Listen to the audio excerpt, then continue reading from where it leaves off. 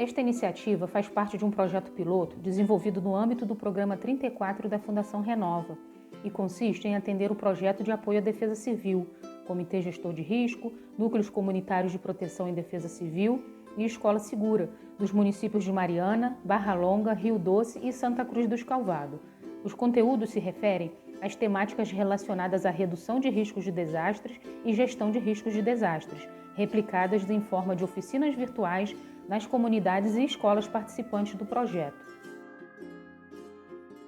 Programa de Preparação para Emergências Ambientais, Projeto de Apoio à Defesa Civil, Oficina de Capacitação, Videoaula, Percepção de Riscos Meteorológicos e Hidrológicos, Nível Básico e Atualização de Plano de Ação, Nível Básico, Módulo 3, ano 2020-2021. Módulo Ano 3, Unidade Temática Meteorologia e Hidrologia. Objetos do conhecimento: abordar os conceitos básicos da meteorologia e hidrologia, que envolvem estudos relacionados às ferramentas que medem estes eventos, bem como a importância do plano de ação para a comunidade. Palavras-chave: meteorologia, hidrologia, plano de ação, gestão de risco, redução de risco.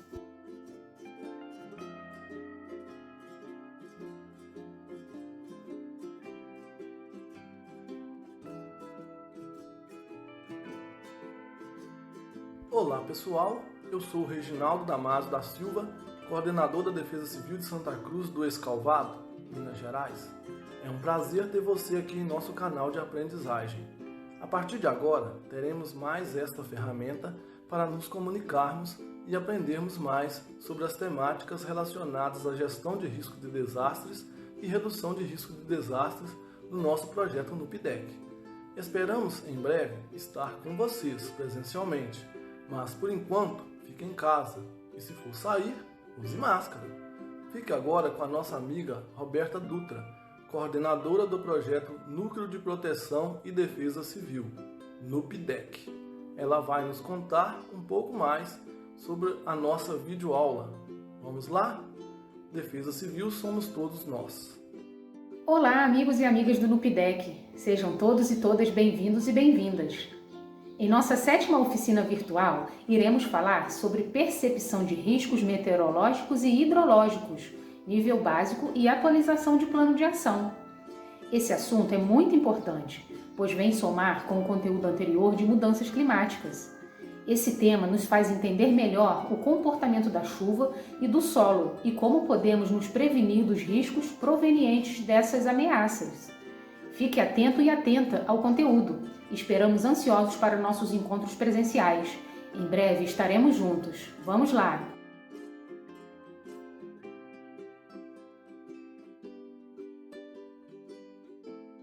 Durante nossas oficinas e encontros anteriores, falamos muito sobre as mudanças climáticas, assunto que também está em alta nos noticiários devido ao aumento significativo de situações de emergência e desastres, ocasionadas pela crise hídrica ou fortes chuvas.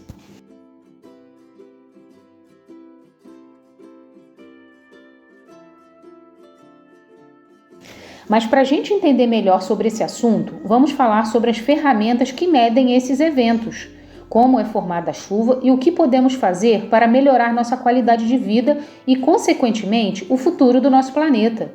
Antônia, você já ouviu falar sobre meteorologia? Oi, Roberta. Então, eu já ouvi falar muito em meteorologia, nos jornais, quando a previsão de tempo é apresentada. Eu acho muito interessante como eles conseguem prever os locais onde pode chover ou fazer muito calor.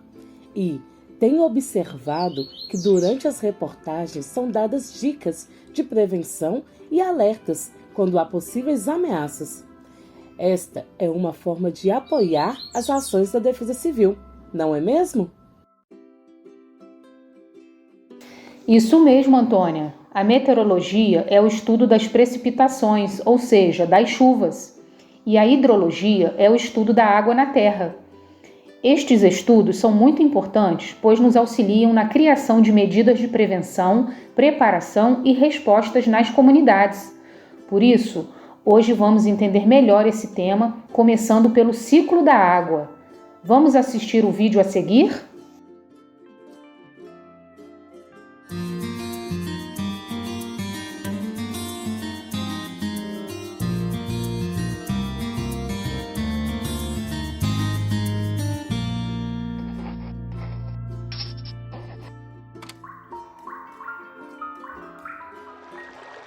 O ciclo da água. A vida, como conhecemos, depende da água. Ela está em cerca de 70% da superfície do planeta e em 70% do volume do corpo humano. Está em toda parte, ligando os continentes e criando condições para a vida. A água está o tempo todo em movimento, sob diferentes formas. O Sol fornece luz e calor ao nosso planeta. Essa energia promove o aquecimento e, assim, acontece a evaporação de parte da água da superfície de rios, lagos e oceanos, das folhagens das plantas e dos corpos de animais e pessoas. O ar úmido é menos denso que o ar seco, por isso sobe, levando as moléculas de água consigo. Livres, leves e soltas pelo ar, elas são carregadas pelos ventos, cada vez mais alto e mais longe. Nas altitudes, começam a se aglutinar, formando gotículas de água. Estas também se agrupam mais e mais, e assim nascem as nuvens. Há um momento em que as gotas se tornam pesadas demais para se sustentar na atmosfera, até que começam a cair. Dependendo das condições do tempo, podem cair como pedras de gelo, o granizo, como cristais, a neve, ou como gotas de chuva. A chuva cai no mar e também na terra firme. Ao atingir um solo permeável, parte da água que se infiltra é absorvida pelas raízes das plantas. Outra parte da água continua escoando o solo adentro, alimentando os lençóis freáticos, dos quais também captamos água para nosso sustento. Os lençóis freáticos podem aflorar na superfície e dar origem a filetes d'água, riachos e rios, formando seu caminho para chegar ao mar. Ao cair sobre as cidades e outros solos com uma capacidade reduzida de absorver a água, ela acaba escorrendo pela superfície, podendo causar grandes enxurradas e inundações, mas também alimentando córregos, ribeirões e rios. O tempo todo, em todo lugar, esse ciclo se repete indefinidamente, alimentado pela energia do Sol. Bacana, Roberta! Como diz no vídeo, é um ciclo infinito e todos nós participamos dele.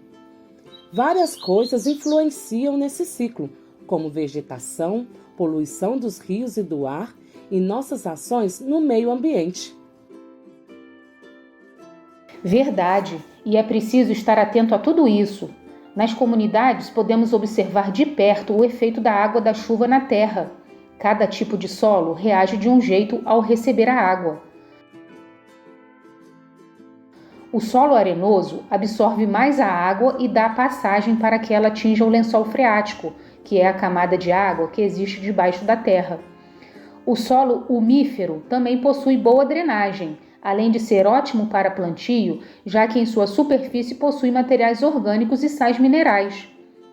O solo argiloso é o mais perigoso, já que não oferece boa drenagem, fazendo com que o solo fique encharcado, causando deslizamentos. Olá pessoal, Lab Ciências em Casa. Já sabemos como o solo se origina. Hoje vamos aprender sobre 3 tipos de solo: solo arenoso, argiloso e humoso e suas principais características. Vamos iniciar observando algumas características visíveis entre os solos arenoso, argiloso, umífero ou humoso. Observando o solo arenoso, podemos ver que os grãos são relativamente grandes e também são bem separados. A areia é muito solta, a sua cor também é bem mais clara. Observa que esse solo, ele apresenta os grãos muito unidos e dessa forma ele se torna um solo muito compacto.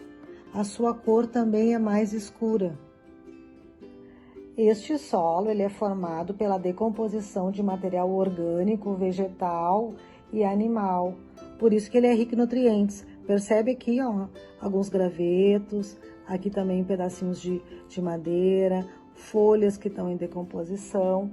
Desta forma, a cor desse solo ela é mais escura. Aqui na minha comunidade tem solos parecidos com esses aí, principalmente o argiloso e o umífero. Bom saber que o argiloso apresenta alguns riscos. Assim, posso alertar os moradores da comunidade a não construir nestas áreas. Muito bom ter essas informações e saber aplicar no nosso dia a dia, e o objetivo é esse mesmo, Antônia: compartilhar o conhecimento para reduzir os riscos na comunidade. E você sabia que há também vários tipos de chuvas?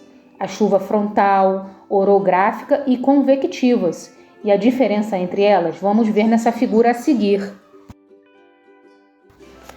A chuva frontal são as chuvas resultantes do encontro direto entre duas massas de ar, uma seca e fria e outra úmida e quente. A massa de ar fria, densa, faz a massa de ar quente, leve, subir. Inicia-se o processo de condensação e então a precipitação, também conhecida como chuva ciclônica. A chuva orográfica são as chuvas resultantes do bloqueio de uma massa de ar úmido por uma forma de relevo íngreme, como uma montanha. A massa de ar úmido vinda do oceano, ao encontrar, por exemplo, a montanha, é forçada a subir grandes altitudes. Ao elevar-se, a nuvem resfria-se, correndo o processo de condensação seguido de precipitação, que no caso é a chuva, também conhecida como chuva de relevo. A chuva conectiva ocorre em regiões de clima tropical. É uma chuva de abrangência local e ocorre quando há movimentação do ar. O ar frio, denso, desce e o ar quente, leve, sobe. Ao elevar-se, o ar quente carrega toda a umidade. Inicia-se o processo de condensação e em seguida ocorre a precipitação, também conhecida como chuva de verão. Embora cada tipo de chuva tenha as suas características, podemos perceber como a formação das nuvens está diretamente relacionada com o clima e formação do solo de cada lugar. E você sabia que tem como medir a quantidade de chuvas que caem em um determinado local e tempo? Existem várias ferramentas que podem medir este evento, entre elas o pluviômetro, instrumento que, a partir da captação da água da chuva no período, pode dizer quantos milímetros choveu em um determinado lugar. Assista o vídeo da Vitória Campelo e aproveite a dica para construir o seu pluviômetro também. Olá! Nós estamos entrando no período de chuvas, onde ocorrem riscos como enchentes, deslizamentos e alagamentos. Pensando nisso, eu construí um pluviômetro. Isso mesmo, um pluviômetro caseiro, utilizando uma garrafa PET, régua, fita e bolinha de gude, para o litro não tombar. O pluviômetro, quando é utilizado por muito tempo, ele nos ajuda a identificar os períodos de chuva e o período de seca. Assim, podemos pensar nas estratégias de prevenção e preparação para esses períodos. E o pluviômetro também nos auxilia na medição do índice da chuva durante um período de tempo num determinado espaço. Ou seja, quando chove, o pluviômetro enche e nos indica qual foi o nível que a água chegou a partir do chão num determinado local. Muito bacana, não é mesmo? Faça logo o seu também!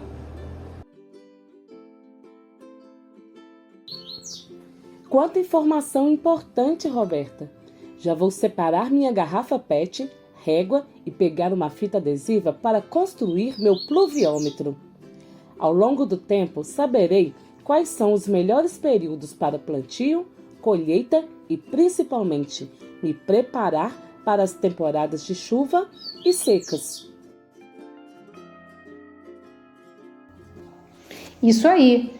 Todas as informações nos levam a pensar no que devemos fazer para reduzir os riscos e minimizar os danos que um desastre pode causar, atualizando nosso plano de ação com medidas estruturais e não estruturais, como, por exemplo, as medidas estruturais: construção de pontes e muros de contenção, sinalização de estradas e encostas, remoção de árvores.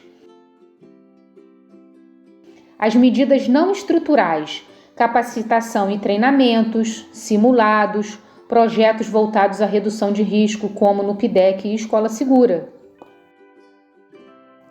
Essas ações e medidas de prevenção e preparação devem envolver toda a sociedade civil, além dos órgãos públicos e privados. Antônia, quais outras medidas você acha que devemos tomar para reduzir os riscos e proteger o meio ambiente?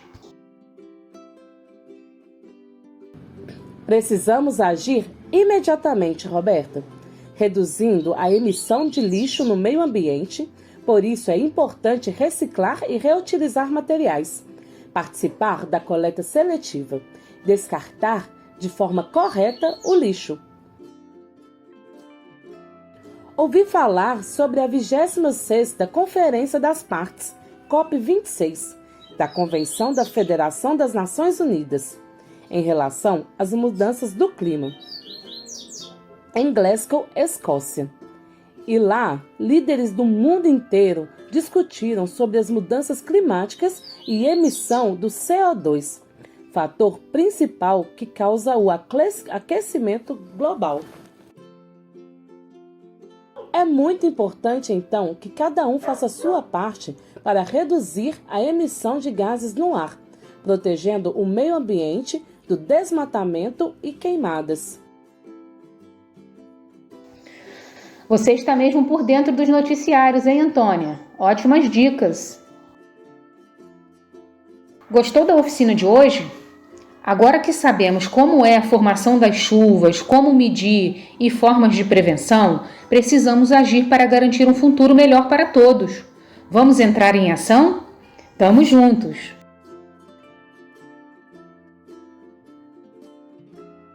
Agora que vocês já conferiram a videoaula do projeto NUPIDEC, chegou o momento da avaliação. Lembram-se de que no final dos nossos encontros, vocês realizavam a avaliação da oficina? No questionário, vocês marcavam com um X de acordo com a carinha, mostrando o que acharam da atividade. A opinião de vocês é muito importante. Por isso, queremos contar novamente com a colaboração de todos. Enviaremos esse questionário através de um link nos grupos de WhatsApp de cada comunidade. É só clicar e responder cada pergunta, combinado? Vocês também irão receber este questionário na cartilha no PIDEC. Não nos deixe na mão. Faça a avaliação. Contamos com vocês!